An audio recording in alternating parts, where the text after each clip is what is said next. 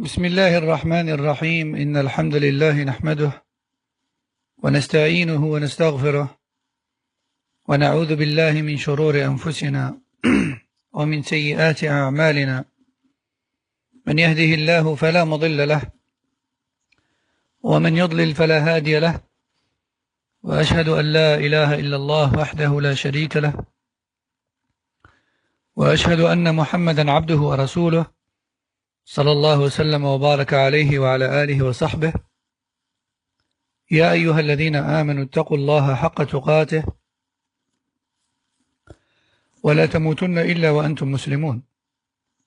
يا أيها الناس اتقوا ربكم الذي خلقكم من نفس واحدة وخلق منها زوجها وبث منهما رجالا كثيرا ونساء، واتقوا الله الذي تساءلون به والأرحام، إن الله كان عليكم رقيبا. يا أيها الذين آمنوا اتقوا الله وقولوا قولا سديدا يصلح لكم أعمالكم ويغفر لكم ذنوبكم، ومن يطع الله ورسوله فقد فاز فوزا عظيما. أما بعد، فإن خير الكلام كلام الله، وخير الهدي هدي محمد صلى الله عليه وسلم، وشر الأمور محدثاتها، وكل محدثة بدعة، وكل بدعة ضلالة، وكل ضلالة في النار. أما بعد، السلام عليكم ورحمة الله وبركاته. ما زلنا في كتاب الصلاة، وقد أخذنا وجوب الصلاة وأحكام الأذان والإقامة وشروط الصلاة، وأخذنا كذلك آداب المشي إلى الصلاة. وها نحن اليوم مع باب أركان الصلاة وواجباتها وسننها. Nous sommes toujours dans le chapitre de la prière et nous avons déjà vu ensemble l'obligation des 5 prières quotidiennes, tout comme on a vu également les règles liées à l'appel à la prière, les conditions de la prière, les bonnes manières à adopter juste avant la prière. Et nous voici aujourd'hui avec le sous-chapitre des piliers et des obligations et des recommandations dans la prière. باب في أركان الصلاة وواجباتها. أولا، قبل أن نبدأ لابد من تعريف الأركان والواجبات.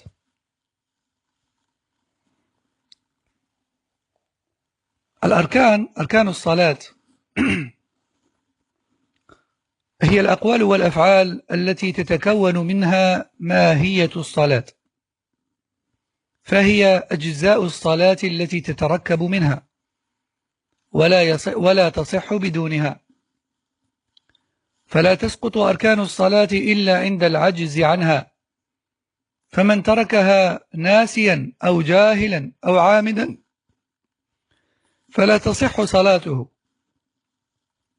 من ترك أركان الصلاة سواء نسيانا أو جاهلا أو متعمدا فإن صلاته باطلة.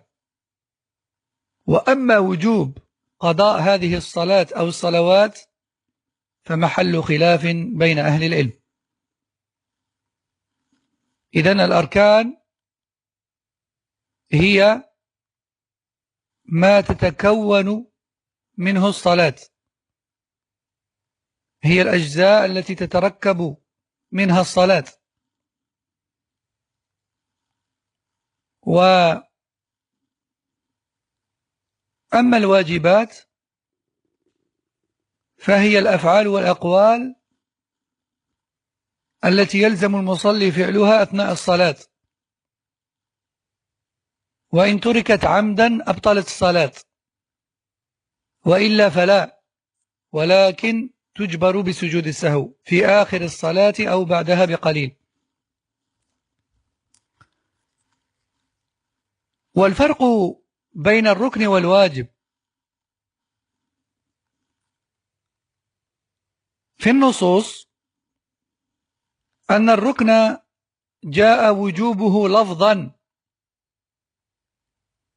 وبطلان الصلاة التي ترك فيها، وأما الواجب فجاء وجوب سجود السهو من أجله، لكن لم يأتي دليل على وجوبه لفظا. والركن إذا ترك وجب على المصلي أن يعود إليه وأن يأتي به، ثم في آخر الصلاة أن يسجد له سجود السهو. وأما الواجب فلا يرجع إليه ولكن يسجد له فقط في آخر الصلاة، كما بين ذلك الشيخ ابن عثيمين رحمه الله في الشرح الممتع على زاد المستقنع. Tout d'abord, avant d'entamer ce chapitre, il est important pour pouvoir bien le comprendre d'avoir quelques notions sur ce qu'est un pilier de la prière et ce qu'est une obligation de la prière. Car il se pourrait qu'une personne ne parvienne pas à distinguer entre les deux en se disant « Bon, les obligations c'est obligatoire, mais les piliers c'est aussi obligatoire. Alors comment se fait-il qu'on a appelé les piliers et les obligations obligations? Pourquoi ne pas tout appeler obligation? Ou bien tout pilier? Il y a une raison à cela.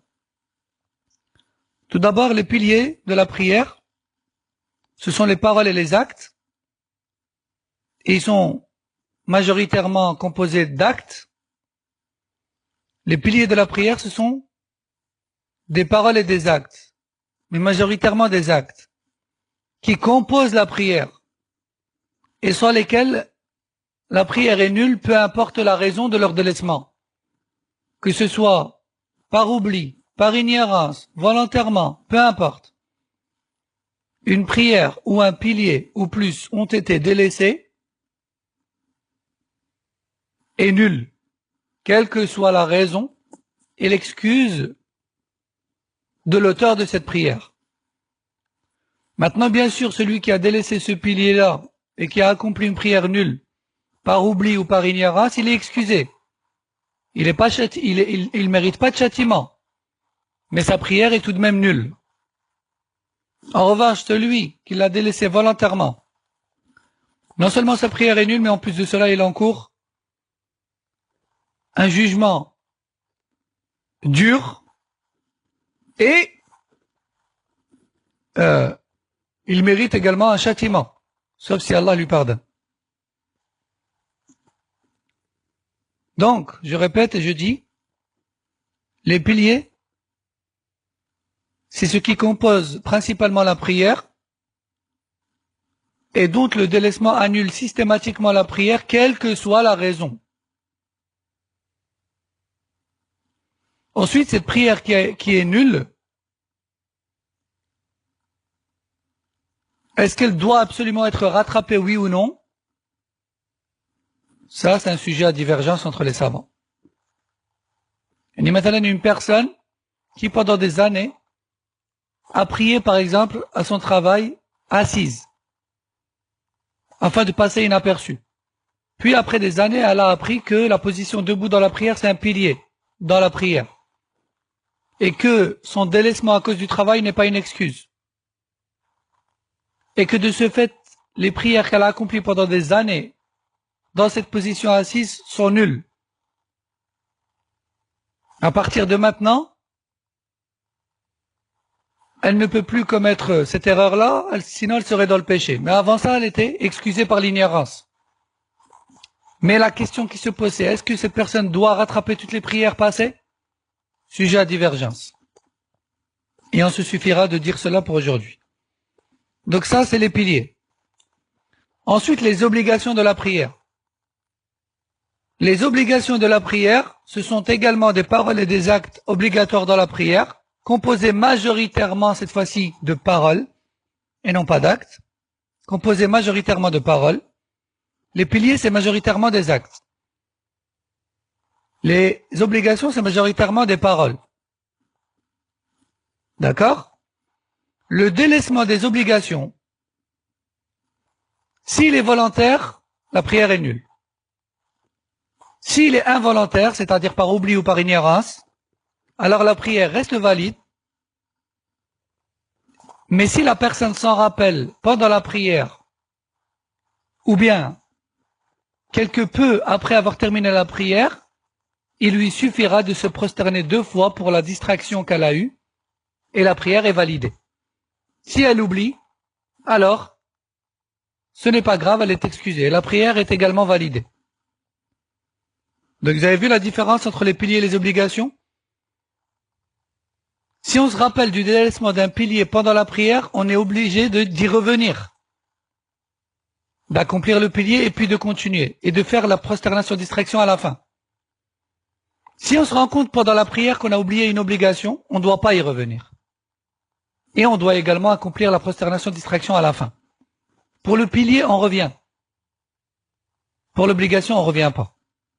Mais tous les deux nécessitent prosternation distraction à la fin. Bien sûr, ce sujet est bien plus profond que celui-là. Il est bien plus profond que ça, à savoir la prosternation distraction, mais on y viendra dans le chapitre de la prosternation distraction. Pour l'instant, le but, c'est de faire la différence entre un pilier et une obligation. Un pilier, si on le délaisse, peu importe la raison, la prière est nulle. Si on le délaisse jusqu'à terminer la prière, peu importe la raison, la prière est nulle. L'obligation, si on la délaisse, volontairement la prière est nulle, mais involontairement, elle est valide à condition que l'on se prosterne pour la distraction à la fin. Mais si on ne s'en rappelle que bien après avoir terminé, alors on est excusé, la prière est valide. Dit autrement, la religion de l'islam est bien plus stricte par rapport aux piliers de la prière que par rapport aux obligations de la prière. Alors maintenant, dans les textes religieux, comment a-t-on fait la différence entre un pilier et une obligation? Cheikh Al-Uthaymin, rahimahullah, nous dit: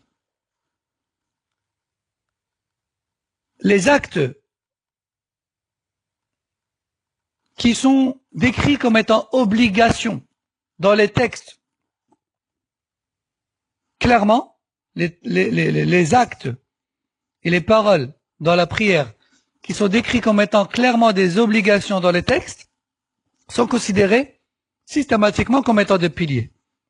En revanche, les actes qui ne sont pas clairement décrits comme étant obligatoires, mais pour lesquels le prophète sallam nous a enseigné de se prosterner pour la distraction si on venait à les délaisser, sont considérés comme des obligations. Donc je répète, les piliers, ils sont clairement stipulés comme obligatoires. Tel acte est obligatoire, telle parole est obligatoire. On déduit d'un tel texte que cet acte et cette parole sont des piliers. Mais si, concernant un acte ou une parole, on n'a pas de dalil qui nous dit ça c'est obligatoire, mais par contre on a un dalil qui nous dit si vous délaissez ça, prosternez-vous. Alors on considère que c'est une obligation et non pas un pilier. Et non pas un pilier. Voilà comment on différencie entre les deux dans les textes du Coran et de la Sunna, comme expliqué par Cheikh Al-Uthaymin rahimahullah. Et donc comme j'ai dit tout à l'heure, le pilier nécessite d'y revenir, tandis que le délaissement d'un pilier nécessite d'y revenir, tandis que le délaissement d'une obligation ne nécessite pas d'y revenir. Mais tous deux doivent être clôturés par des prosternations de distraction. Par 2 prosternations de distraction selon des règles bien précises que l'on verra plus tard. قال الشيخ الفوزان حفظه الله تعالى: أيها المسلم، إن الصلاة عبادة عظيمة تشتمل على أقوال وأفعال مشروعة تتكون منها صفتها الكاملة، فهي كما يعرفها العلماء أقوال وأفعال مفتتحة بالتكبير مختتمة بالتسليم بقصد التقرب إلى الله طبعا. وهذه الأقوال والأفعال 3 أقسام: أركان وواجبات وسنن. فالأركان إذا ترك منها شيء بطلت الصلاة، سواء كان تركها عمدا أو سهوا أو بطلت الركعة التي تركه منها وقامت التي تليها مقامها كما يأتي بيانه. والواجبات إذا ترك منها شيء عمدا بطلت الصلاة، وإن كان تركه سهوا لم تبطل ويجبره سجود السهو. وأما السنن فلا تبطل الصلاة بترك شيء منها إلا عمدا لا عمدا ولا سهوا. السنن لا تبطل الصلاة بترك شيء منها لا عمدا ولا سهوا، لكن تنقص هيئة الصلاة بذلك. والنبي صلى الله عليه وسلم صلى صلاة كاملة بجميع أركانها وواجباتها وسننها، وقال صلوا كما رأيتموني أصلي، رواه البخاري. Donc Cheikh Al-Fawzan hafidahullah nous dit: chers musulmans et musulmanes, sache que la prière est une grande obligation en islam. Elle est composée de paroles et d'actes légiférés par Allah Azza wa Jal. Et les savants disent que la prière, la salat, est un ensemble de paroles et d'actes entamés par takbirat al-ihram, Allahu Akbar, et clôturés par la salutation Assalamu alaikum wa rahmatullah. Et ces paroles et ces actes qui composent la salat sont de trois catégories. Certains d'entre eux sont des piliers, d'autres sont des obligations, tandis que d'autres ne sont que des recommandations qui viennent parfaire cette prière. Les piliers sont les paroles et les actes qui annulent systématiquement la prière dans laquelle ils ont été délaissés, et ce, que ce soit volontairement ou involontairement. Le délaissement d'un pilier dans une prière va annuler la prière si celle-ci a été terminée sans réparation, ou bien il va venir annuler l'unité de prière dans laquelle il a été délaissé pour être remplacé par l'unité suivante. Et on verra ça plus tard en détail, Inch'Allah. Ça, c'est les piliers. Quant aux obligations, eh bien, ce sont des paroles et des actes qui annuleraient la prière s'ils venaient à être délaissés volontairement, mais pas s'ils étaient délaissés involontairement, à condition que l'on se prosterne pour la distraction que l'on a eue à la fin de la prière, si on s'en rappelle, ou bien directement après, si on s'en rappelle juste après. Mais bien sûr, entre parenthèses, comme j'ai dit tout à l'heure, si on ne s'en rappelle que longtemps après, alors on en est déchargé et excusé. Et la prière est valide, Inch'Allah. Ça, c'est les obligations. Quant aux recommandations de la prière, eh bien, celle-ci n'annule en rien, n'annule en rien la prière, c'est venu à être délaissée. C'est juste que ça diminue la valeur de la prière. Le prophète sallallahu alayhi wa sallam avait pour habitude d'accomplir la prière avec tous ses piliers, toutes ses obligations et les recommandations. Et il a dit, alayhi salatu wassalam, priez comme vous m'avez vu prier. Il a dit ça aux sahaba qui, eux, nous ont rapporté sa façon de prier. Rapporté par le Bukhari. Ensuite, maintenant, Cheikh Al-Fawzan hafidahullah va entamer les piliers de la prière, qui sont au nombre de 14. قال القسم الأول أركان الصلاة 14 وهي كما يلي: الركن الأول القيام في صلاة الفريضة، الركن الثاني تكبيرة الإحرام في أولها، الركن الثالث قراءة الفاتحة، الركن الرابع الركوع في كل ركعة، الركن الخامس والسادس الرفع من الركوع والاعتدال واقفا كحاله قبل الركوع، الركن السابع السجود، الركن الثامن الرفع من السجود والجلوس بين السجدتين، الركن التاسع الطمأنينة في كل الأفعال المذكورة، الركن العاشر والحادي عشر التشهد الأخير وجلسته، الركن الثاني عشر الصلاة على النبي صلى الله عليه وسلم في التشهد الأخير، الركن الثالث عشر الترتيب بين الأركان، والركن الرابع عشر التسليم. Donc, les piliers de la prière sont au nombre de 14. Le premier, c'est le fait de se tenir debout dans les prières obligatoires, parce que c'est pas le cas dans les surrogatoires, mais dans les obligatoires, oui. c'est un pilier. Le deuxième pilier, c'est le premier takbir d'entrée en prière. Le troisième pilier, c'est la récitation de Surat al-Fatiha dans chaque rak'a. Le quatrième pilier, c'est l'inclinaison dans chaque rak'a. Le cinquième pilier, ainsi que le sixième, c'est le fait de se relever du ruku' et de se tenir debout après cela, pardon. Le septième pilier, la prosternation. Le huitième pilier, le fait de se relever de la prosternation et de s'asseoir quelques instants. Le neuvième pilier, c'est de marquer un temps d'arrêt dans chacune de ces stations. Le dixième et onzième pilier, c'est le dernier tashahhud, ainsi que la position assise durant celui-ci. Le dernier, hein, pas le premier. Le premier, c'est une obligation. Le dernier tashahhud, c'est un pilier. Ainsi que le fait de s'asseoir pendant son accomplissement. Donc 11 et 12. 10 et 11. Ensuite, le pilier numéro 12, le fait de prier sur le prophète sallallahu alayhi wa sallam dans le dernier tashahhud, parce que dans le premier, c'est une obligation, selon un avis. Le 13e pilier, c'est le fait d'accomplir tous ces piliers-là dans l'ordre.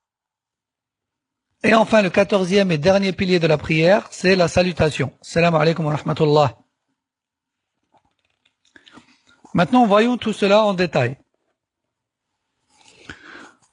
الركن الأول وهو القيام في صلاة الفريضة قال تعالى وقوموا لله قانتين وفي الحديث صل قائما فإن لم تستطع فقاعدا فإن لم تستطع فعلى جنب فدلت الآية والحديث الذي رواه البخاري على وجوب القيام في الصلاة المفروضة مع القدرة عليه فإن لم يقدر على القيام لمرض صلى على حسب حاله قاعدا أو على جنب ومثل المريض الخائف والعريان ومن يحتاج للجلوس أو الاضطجاع لمداواة تتطلب عدم القيام وكذلك من كان لا يستطيع القيام لقصر سقف فوقه ولا يستطيع الخروج ويعذر أيضا بترك القيام من يصلي خلف الإمام الراتب وليس كل إمام من يصلي خلف الإمام الراتب الذي يعجز عن القيام فإذا صلى قاعدا فإن من خلفه يصلون قعودا تبعا لإمامهم لأنه صلى الله عليه وسلم لما مرض صلى قاعدا وأمر من خلفه بالقعود كما جاء ذلك عند البخاري ومسلم وصلاة النافلة يجوز أن تصلى قياما وقعودا فلا يجب القيام فيها لثبوت أن النبي صلى الله عليه وسلم كان يصليها أحيانا جالسا من غير عذر. Le premier pilier de la prière, c'est la position debout. Allah Jalla wa Ala dit dans Surat la Vache, verset 238, qui a pour sens mettez-vous donc debout avec humilité pour Allah. Et dans le hadith, le prophète sallallahu alayhi wa sallam dit prie debout. Et si tu ne peux pas, alors assis. Et si tu ne peux pas, alors couché. Rapporté par le Bukhari. Ce hadith prouve donc l'obligation de base de se tenir debout dans la prière obligatoire, dès lors où cela nous est possible. C'est-à-dire capacité physique, quoi. Celui qui ne peut pas se tenir debout à cause d'une maladie, alors dans ce cas, il prie assis, s'il le peut. Si pas, alors couché. Et est excusé également dans son délaissement de la position debout celui qui est dans une situation de peur, comme la personne en guerre, qui ne peut pas se mettre debout ou autre, ou alors la personne qui est nue, pour une raison ou pour une autre, soit parce qu'elle est pauvre, soit parce qu'elle est emprisonnée, nue ou autre. Alors cette personne-là, beaucoup de savants disent qu'elle peut prier assise afin de cacher un maximum sa nudité, elle est excusée en cela. Tandis que d'autres disent qu'elle est excusée et elle prie normalement, car elle n'a pas le choix. Cheikh Fawzan, lui, il est d'avis que la personne nue, elle est excusée, elle peut prier assise pour cacher sa nudité. En fait partie également celui qui, à cause de certains soins, pour une raison médicale, il ne peut pas prier debout, il est obligé de prier assis. Parce qu'il subit des soins, par exemple, qui ne lui permettent pas de se mettre debout. Il pourrait, mais les soins qui sont en cours ne lui déconseillent de se mettre debout. Également, celui qui se trouve dans un lieu confiné, dont le plafond est bas. Il ne peut pas se mettre debout dans cette pièce. Et il ne peut pas non plus sortir. Alors lui, il est excusé. Il peut prier assis et délaisser la position debout. Également, celui qui prie derrière un imam fixe et officiel, qui prie assis pour une raison ou pour une autre. Attention, le cheikh précise bien un imam officiel et fixe de la mosquée. Pas une personne qui est de passage et qui a fait l'imam, non. L'imam officiel de la mosquée. L'imam fixe, l'imam officiel de la mosquée. Si pour une raison ou pour une autre il a prié assis, alors les fidèles s'assoient également. Même s'ils sont capables de se mettre debout, ils suivent leur imam fixe, leur imam officiel. Et ils s'assoient avec lui. Car cela est arrivé au prophète sallallahu alayhi wa sallam et les compagnons ont prié assis derrière lui. Alors cette obligation, et voire même ce pilier, qui est de se tenir debout dans la prière obligatoire, n'est pas d'application dans la prière surérogatoire. Parce que dans la prière surérogatoire, la position debout n'est pas un pilier. Il est tout à fait permis de faire une prière surérogatoire assis. Car cela est rapporté authentiquement du prophète sallallahu alayhi wa sallam. Il l'a fait et ce sans raison particulière. الركن الثاني تكبيرة الإحرام في أولها لقوله صلى الله عليه وسلم ثم استقبل القبلة وكبر وقوله عليه الصلاة والسلام تحريمها التكبير ولم ينقل عنه عليه الصلاة والسلام أنه افتتح الصلاة بغير التكبير وصيغتها أن يقول الله أكبر ولا يجزيه غيرها لأن هذا هو الوارد عن الرسول صلى الله عليه وسلم. Deuxième pilier, c'est le premier takbir d'entrée en prière, que l'on appelle takbir al-ihram, le takbir de sacralisation. Le prophète sallallahu alayhi wa sallam a dit, mets-toi face à la qibla et dis Allahu Akbar, rapporté par le Bukhari et Muslim. Et dans l'autre hadith, il a dit, ce qui permet d'entrer en état de sacralisation dans la prière, c'est le takbir, rapporté par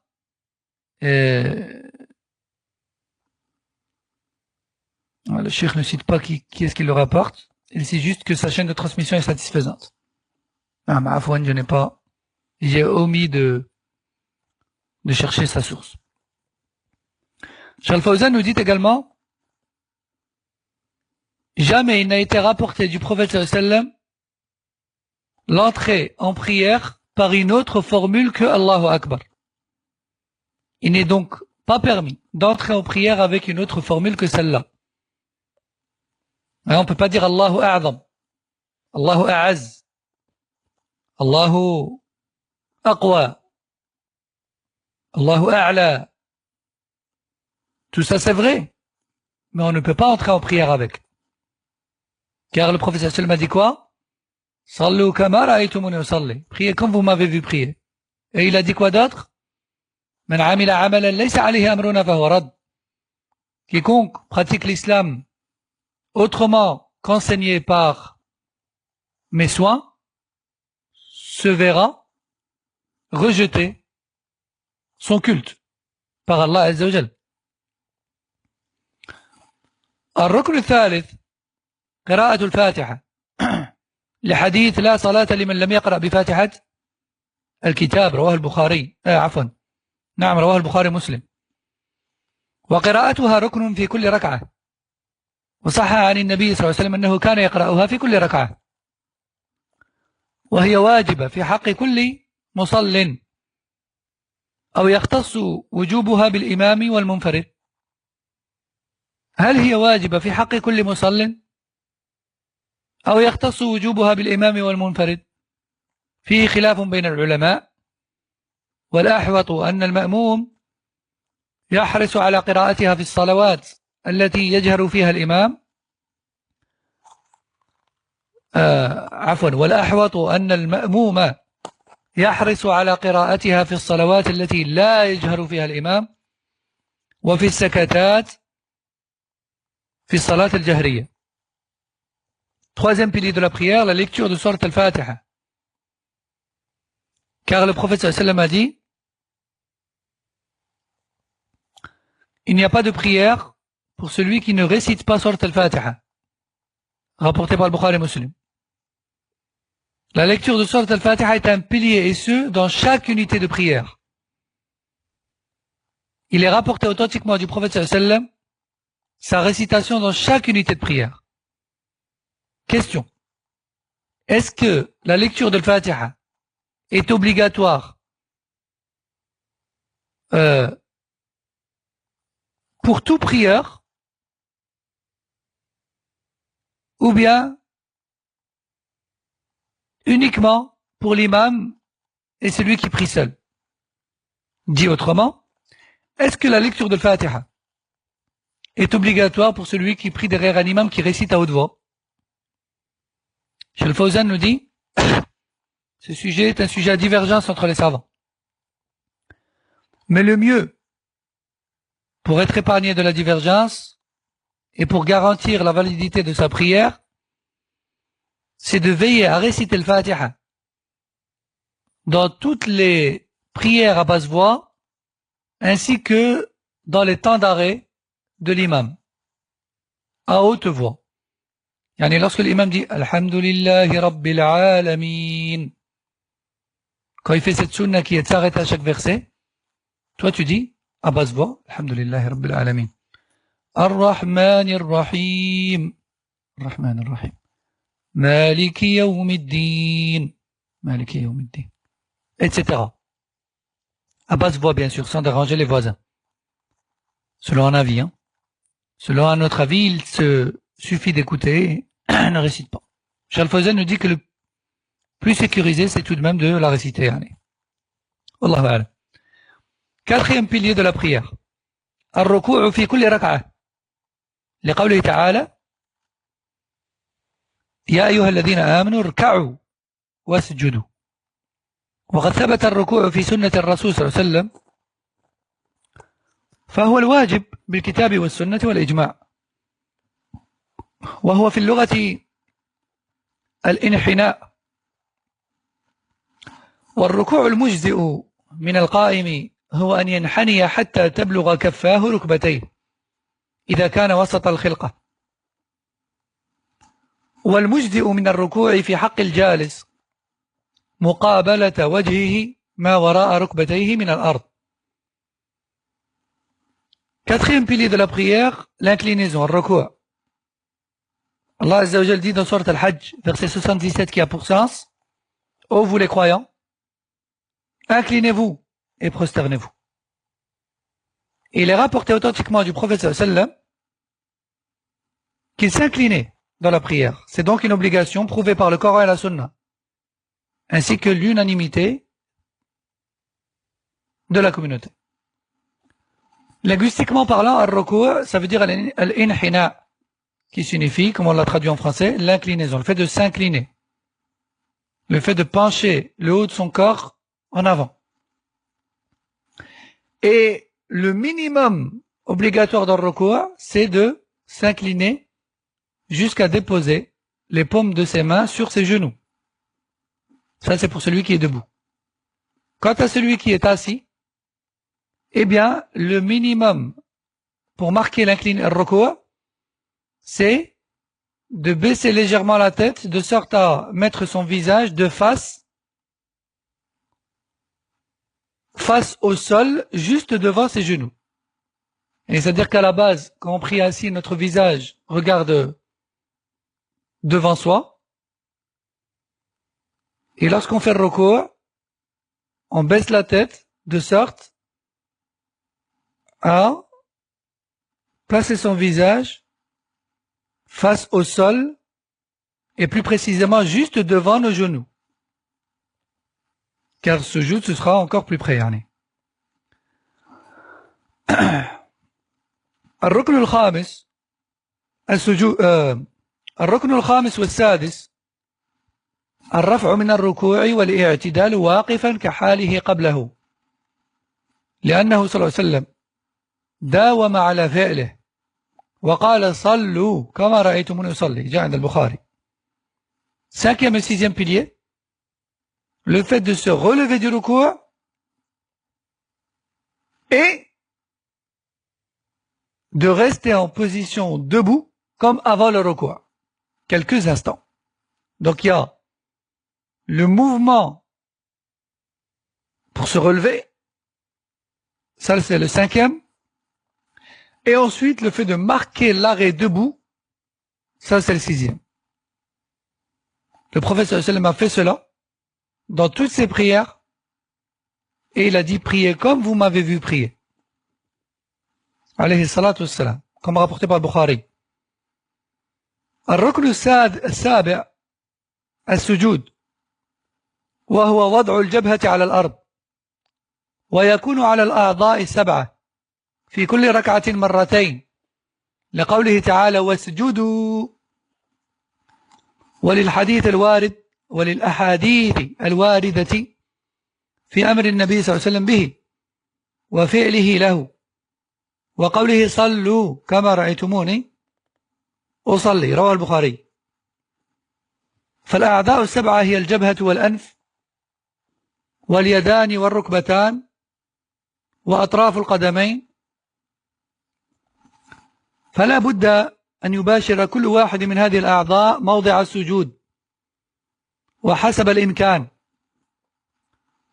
والسجود أعظم أركان الصلاة وأقرب ما يكون العبد من ربه وهو ساجد كما قال عليه الصلاة والسلام فأفضل الأحوال حال يكون العبد فيها أقرب إلى الله وهو السجود.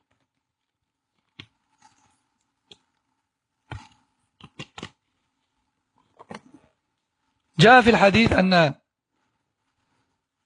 أحب المواضع إلى الله موضع القيام والقراءة، وجاء في الحديث الآخر أن أقرب ما يكون العبد من ربه وهو ساجد فأكثر من الدعاء.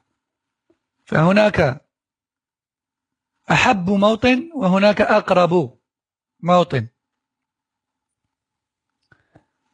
Cheikh Al-Fawzan nous dit le septième pilier de la prière, c'est la prosternation, qui est le fait de déposer son front et son nez au sol, avec le reste des membres de la prosternation, avec le reste des membres et des points de prosternation qui sont au nombre de 7. Et ce, 2 fois dans chaque unité de prière. On se prosterne 2 fois par rak'a. Allah Azza wa Jal dit dans Surat Al-Hajj, verset 77, qui a pour sens, et prosternez-vous. Et bon nombre de hadiths sont rapportés du prophète sallallahu alayhi wa sallam dans lesquels il ordonne cela et dans lesquels il le fait également. Et encore une fois, je rappelle, il a dit alayhi salatu wassalam, priez comme vous m'avez vu, priez. Rapporté par Bukhari. Et les 7 points de prosternation sont le front avec le nez, ça fait 1. Les paumes, ça fait 2. Enfin, les paumes, les 2 paumes, ça fait 3. Avec les 2 paumes, ça fait 3. Donc le front et le nez, c'est 1. Les 2 paumes, ça fait 3. Les 2 genoux, ça fait 5. Et les 2 bouts de pied, ça fait 7. Les bouts des orteils de chaque pied. Il est donc obligatoire à ce que ces 7 points touchent le sol, autant que possible. La prosternation, c'est le moment le plus important. Enfin, la prosternation, c'est le pilier le plus important de la prière. La prosternation, c'est le pilier le plus important de la prière, le plus grand de la prière. Et la prosternation, c'est la station où le serviteur se trouve le plus proche d'Allah Azza wa Jal. Et une station dans laquelle on est le plus proche d'Allah Azza wa Jal mérite toute son attention, à savoir la prosternation.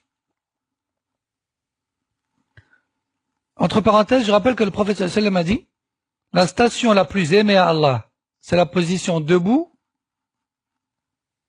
pour la récitation. Et dans l'autre hadith, la position la plus proche d'Allah, c'est la prosternation multipliée, donc les invocations. Donc il y a une station qui est la plus aimée et il y a une station où l'on est le plus proche. La plus aimée à cause de la récitation et le plus proche à cause de la prosternation. الركن الثامن وهو الرفع من السجود والجلوس بين السجدتين. لقول عائشة رضي الله عنها كان النبي صلى الله عليه وسلم إذا رفع رأسه من السجود لم يسجد حتى يستوي قاعدا. رواه مسلم. Huitième pilier, c'est le fait de se relever de la prosternation, donc le mouvement de se relever, et de rester assis quelques instants entre les deux prosternations. Donc on a dit que les deux prosternations, c'est des piliers. Et le fait de se relever de la première prosternation et de rester assis quelques instants, c'est également un pilier. Donc celui qui fait sujoud, qui lève sa tête et qui la repose de suite pour le deuxième sujoud, il a délaissé un pilier. Quel est-il? La position assise entre les deux prosternations. Donc qu'ils prennent garde ceux qui prient tellement vite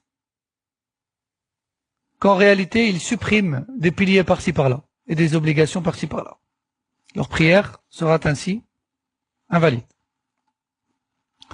Aïcha qu'Allah l'agrée a dit, le prophète sallallahu alayhi wa sallam avait pour habitude de lever sa tête de la première prosternation et de rester assis quelques instants avant de se reprosterner. Rapporté par Muslim. الركن التاسع الطمأنينة في كل الأفعال المذكورة وهي السكون وإن قل وقد دل الكتاب والسنة على أن من لا يطمئن في صلاته لا يكون مصليا ويؤمر بإعادتها. Neuvième pilier de la prière, c'est l'apaisement dans celle-ci. Qu'est-ce que ça veut dire l'apaisement de la prière?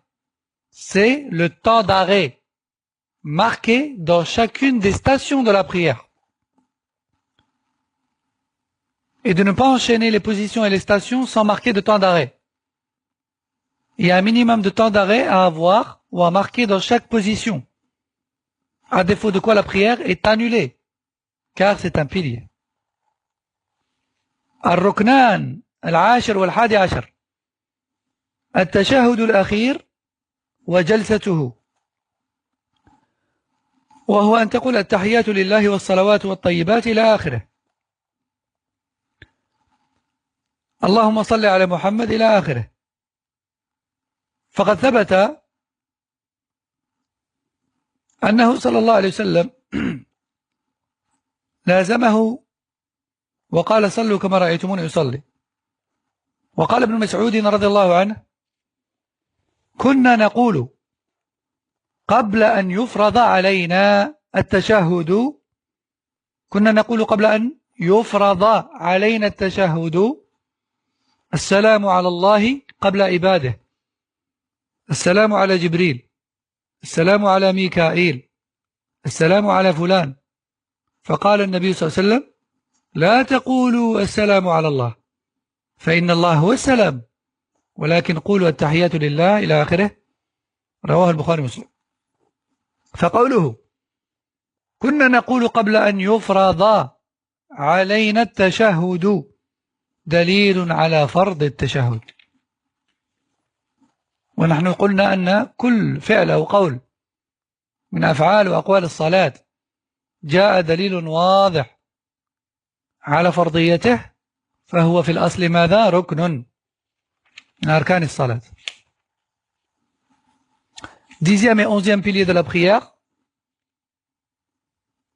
le dernier tashahhud ainsi que la position assise durant celui-ci. En fait, quand on s'assoit pour faire tashahhud, en réalité, on fait deux choses. On fait tashahhud en lui-même et on s'assoit aussi. Donc, il y en a deux. Et le dernier tashahhud, c'est quoi? C'est tahiyyatu lillah, etc.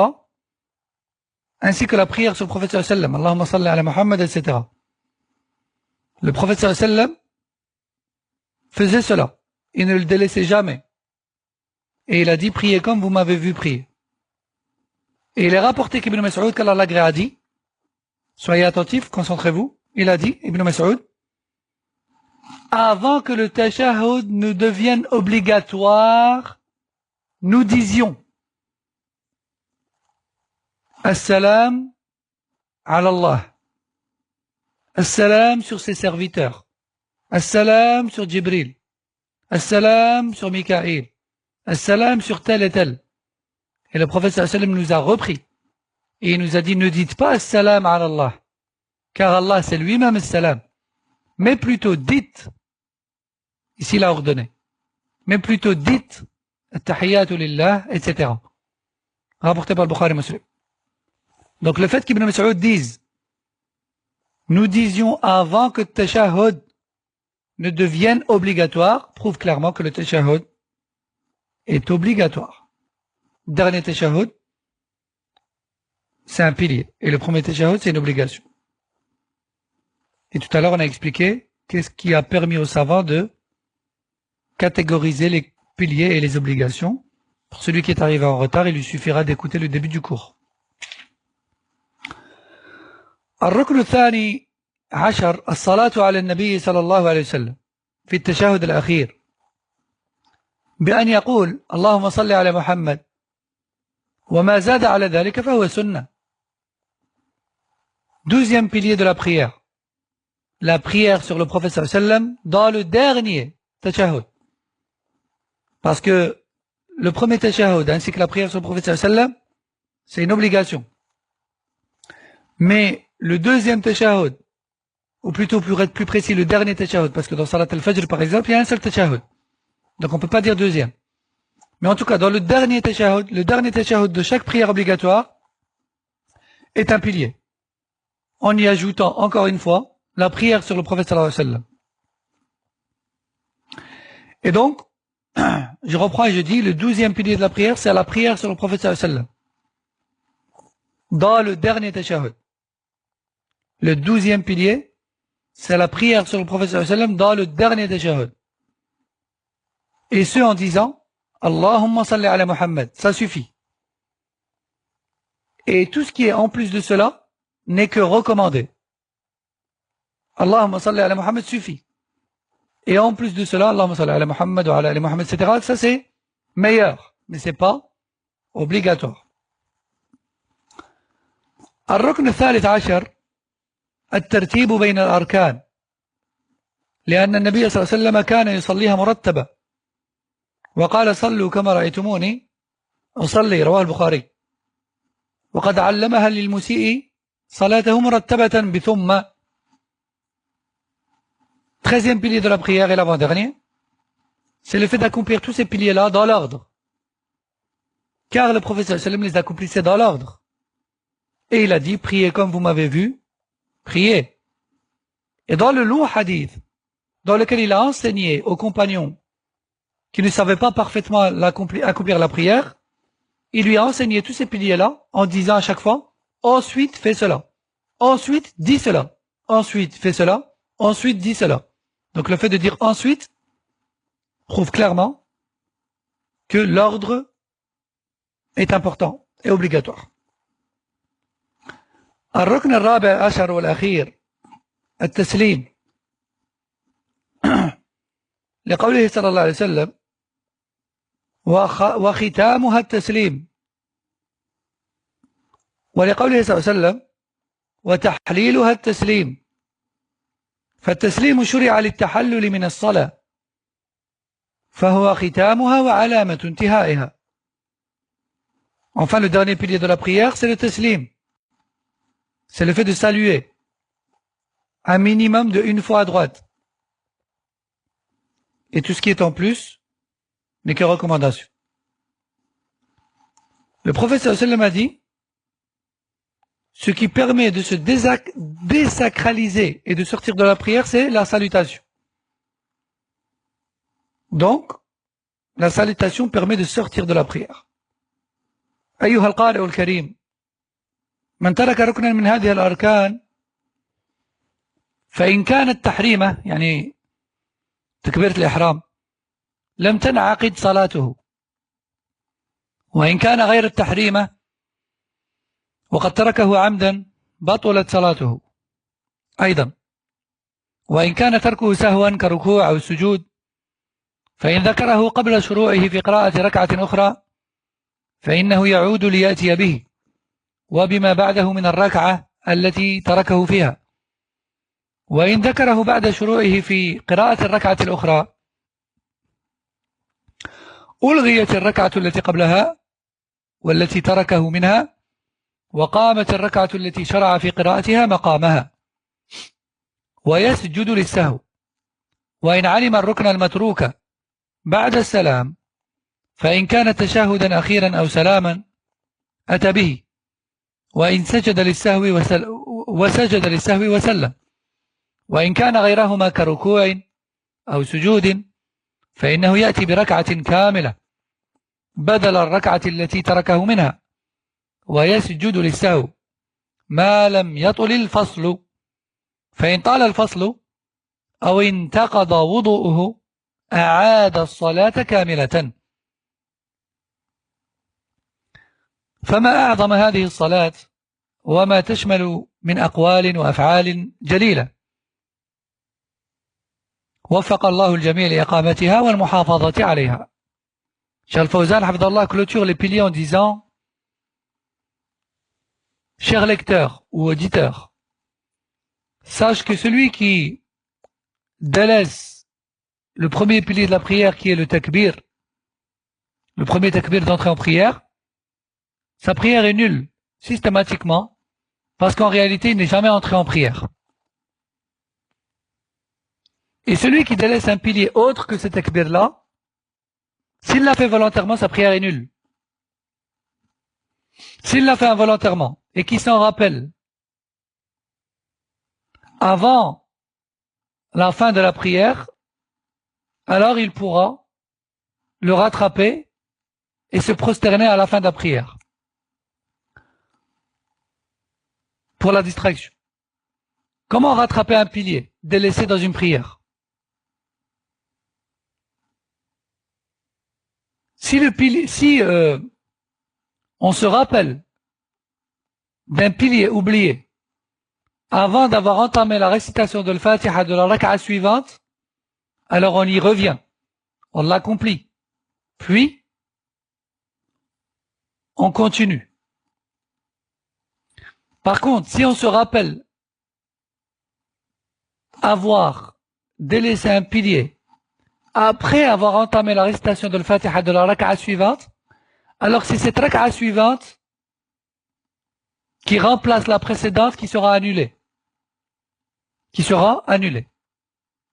Et de ce fait, évidemment, la personne va accomplir, entre guillemets, une raka'a en plus, et elle devra se prosterner également pour la distraction et pour le surplus après la prière. Et si le pilier délaissé, c'est le dernier tashahhud, ou bien la salutation, alors il suffira de l'accomplir directement, de l'accomplir tout de suite, et de se prosterner, la prière est valide. Par contre, si on se rappelle directement après avoir terminé la prière qu'on a oublié un pilier, comme un ruku' ou un sujoud, alors on devra se remettre debout, re-rentrer en prière, accomplir une raka'a complète. Parce qu'en délaissant un pilier dans une raka'a, en fait, on a annulé toute une raka'a. Mais donc si on s'en rappelle seulement après avoir terminé la prière, tout de suite, directement après avoir terminé la prière, on se relève, on dit Allahu Akbar, on rentre en prière, et on rattrape une raka'a entière. et à la fin on fait la prosternation de distraction. Par contre, si on se rappelle avoir oublié un pilier longtemps après avoir terminé la prière, il y a 10 minutes, un quart d'heure, 20 minutes après, ou bien qu'on s'en rappelle après avoir perdu ses ablutions, même si c'est quelques minutes après, alors dans ce cas, la prière est à recommencer complètement. Donc voyez comment la prière a toute son importance, et voyez à quel point il est important d'apprendre les règles de la prière, parmi les conditions, les piliers, les obligations. Et la prière, comme il a dit le prophète sallallahu alayhi wa sallam, hiya amoud al-amr. C'est ce qui permet le maintien de la religiosité et de l'islam de la personne. Il a dit alayhi sallam, ra'sul amr al-islam, wa amouduhu salat. La chose la plus importante, c'est l'islam. Et ce qui permet son maintien chez la personne, c'est la prière. Il a également dit alayhi sallam, al-ahd alladhi baynana wa baynahum as-salat, faman tarakaha faqad kafar. La démarcation entre nous et les non-musulmans, c'est la prière. Celui qui la délaisse a mécru, etc. parmi les textes. Comment se fait-il que beaucoup de musulmans ne connaissent pas les conditions, ni les piliers, ni les obligations de la prière, tout en priant tous les jours? Comment est-ce qu'ils réparent leur prière? Comment ils rattrapent? Comment ils corrigent? Comment ils peuvent prétendre à une acceptation Yawm al-Qiyamah de cette prière? Comment ils peuvent espérer l'acceptation? Comment ils peuvent espérer une réussite Yawm al-Qiyamah, le jour du jugement, alors qu'ils ne se préoccupent même pas de la validité de leur salat? Allah al-Musta'an. وفي الأسبوع المقبل إن شاء الله نأخذ معا واجبات الصلاة وهي 8، جميع التكبيرات غير تكبيرة الإحرام، وسمع الله لمن حمده، وربنا ولك الحمد، وسبحان ربي العظيم، وسبحان ربي الأعلى، ورب اغفر لي، والتشهد الأول، والجلوس لهذا التشهد الأول. وكذلك نأخذ سنن الصلاة وهي الأقوال والأفعال غير ما ذكر في القسمين الأولين. وهذه الأقوال والأفعال لا تبطل الصلاة إذا تركت. وسنن الصلاة نوعان، سنن أقوال وسنن أفعال. كل هذا نأخذه في الدرس المقبل إن شاء الله. Donc la semaine prochaine Inch'Allah, on va voir ensemble les obligations de la prière et les recommandations de celle-ci, dans celle-ci. Donc les obligations de la prière sont au nombre de 8. Donc tous les takbirs, mis à part le takbir d'entrée en prière qui est un pilier comme on a dit. Sami Allah liman hamidah est une obligation. Rabbana wa lakal hamd est une obligation. Subhan Rabbil Azim, Subhan Rabbil A'la, Rabbi ighfirli entre les deux prosternations. Le premier tashahhud, la position assise durant ce premier tashahhud, tout ça c'est des obligations dans la prière. Ensuite, on verra également les recommandations dans la prière, qui sont toutes paroles et actes ne faisant pas partie des deux premières catégories, qui sont celles des piliers et des obligations, et qui n'annulent en rien la prière s'ils sont délaissés. C'est juste qu'ils diminuent de sa valeur. Et on verra également que les recommandations dans la prière sont de deux types. Il y a les recommandations verbales et les recommandations dans les actes. Il y a des actes et des paroles, comme pour le reste des catégories. On verra tout ça la semaine prochaine, Inch'Allah. سبحانك اللهم وبحمدك أشهد أن لا إله إلا أنت أستغفرك وأتوب إليك وصلى الله وسلم على نبينا محمد وعلى آله وصحبه. السلام عليكم ورحمة الله وبركاته.